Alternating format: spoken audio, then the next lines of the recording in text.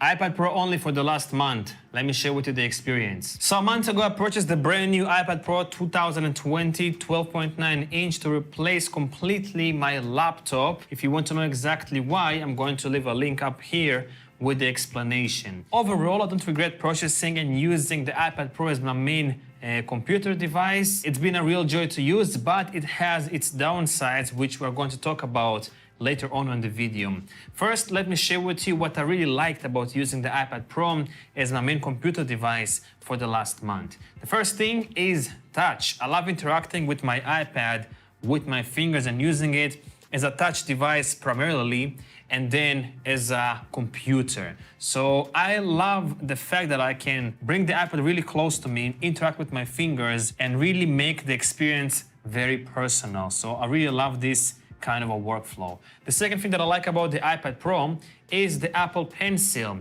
The Apple Pencil is basically the same thing as my fingers, provides me the same experience as my fingers, but it's just much more precise when I'm doing something like video editing, photo editing, and obviously note-taking. So I really love the Apple Pencil experience. It's very smooth, very easy to charge on the iPad Pro, attaches magnetically, and it just works really great. And next thing is Face ID, which I got used on my iPhone. Now I have it on my main computer device to log into websites, reveal my passwords, unlock the device. Face ID is super duper convenient to use, and I'm really loving Face ID on my iPhone and also on the iPad. I actually wish that Apple would release a MacBook or a MacBook Pro with Face ID. That would be really great. Next one is portability. This device is super portable. Although this is the 12.9 inch and some on the internet say that the 12.9 inch is not portable, for me it's more than portable than any laptop I've used in my life.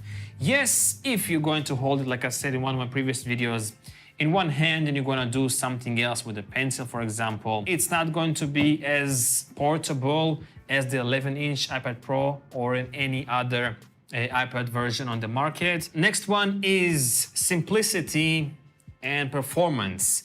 The iPad Pro is really very simple to use, very easy to use. I got used to the workflow in like 3-4 days. Very, very simple. And it's very, very powerful. I can edit 4K videos, I can edit photos, I can edit music and make music. I can do multitasking without any issues whatsoever.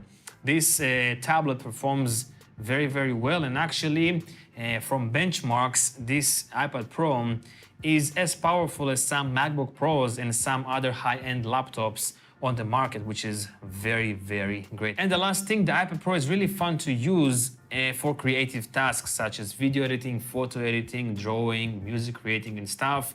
Because like I said previously, it's much more personal because I can bring it really close to me, interact with my fingers, and it feels more fun to create music, videos, photos. And I personally really love this kind of a workflow because I feel more attached to what I am creating, and it makes the experience just way, way more fun than doing the same thing on a laptop or on a desktop computer.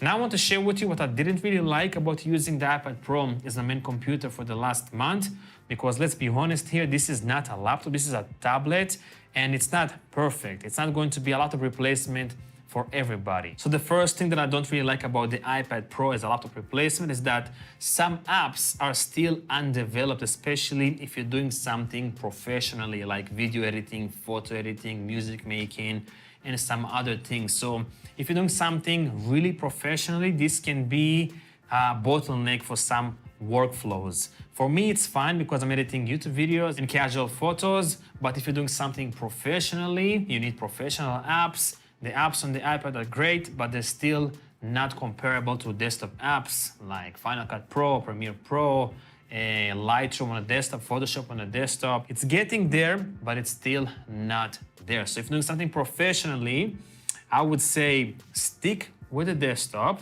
and you can buy the iPad Pro as a complementary device to complement your professional workflow. Or if you're a YouTuber like myself and you're video editing and your editing and your creative tasks are very simple and minimalistic like I have, then the iPad Pro can be a good laptop replacement. Second thing is the Safari desktop browsing experience is not there yet.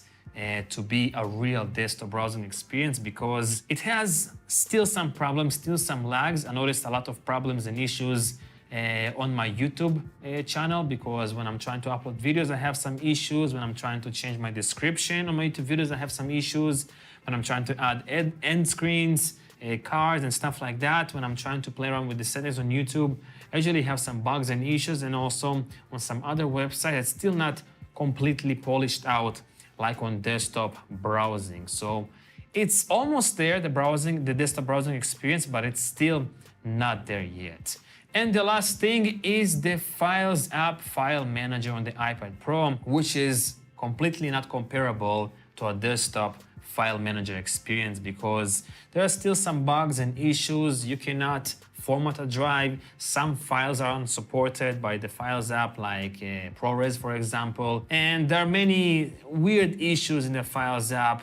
So if you want to do something, again, professionally with your files, I would highly suggest using a desktop or a MacBook Pro or something like that. But for me, it's more than enough for my kind of a workflow. It has been really great. So yeah, this was my experience of using the iPad Pro as my main computing device. The iPad Pro is not going to replace everybody's laptop, but it's a really great tool to have, especially for creative people like myself. I'm still going to continue using the iPad Pro as my main computing device, because my demands from my computer are very, very minimal and simple, and the iPad Pro fills all the gaps. And hopefully next month, when Apple is going to release the iOS 14, the iPadOS 14, they're going to address most of the issues that I was talking about previously in the video. If you have any questions or comments, let me know down below, and I'll see you in the next one. Peace out.